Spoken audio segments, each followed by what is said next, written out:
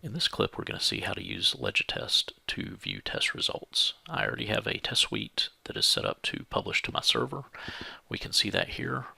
And as a summary, we can see that we have 2 passing tests and 1 failing test. So if we want more details on this, we can drill into it.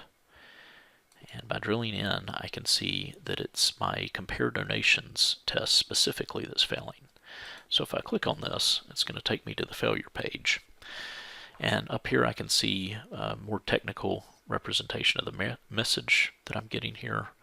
And down below I can see the actual comparison between the 2 results that I'm looking at.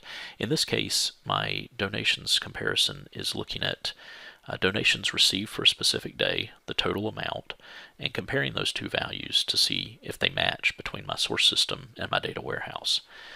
So in this case, we can see that for June the 10th, that we were expecting to have $197,470 in donations, but for some reason we only have $192,470. So it highlights the actual differences between this. If we had more differences, we would see additional rows here. Now, I happen to know in this case that it's failing because I went and altered some of the data in my warehouse. So I'm going to quickly fix this, and I'm going to update the data back to the right value, and I'm going to go back to LegiTest.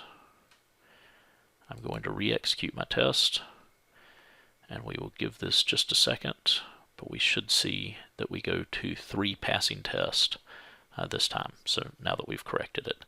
So that's a quick way to view your test failures, test results. Again, if you're doing a data comparison type of test, you can actually see visually the differences between the 2 result sets using the LegiTest server.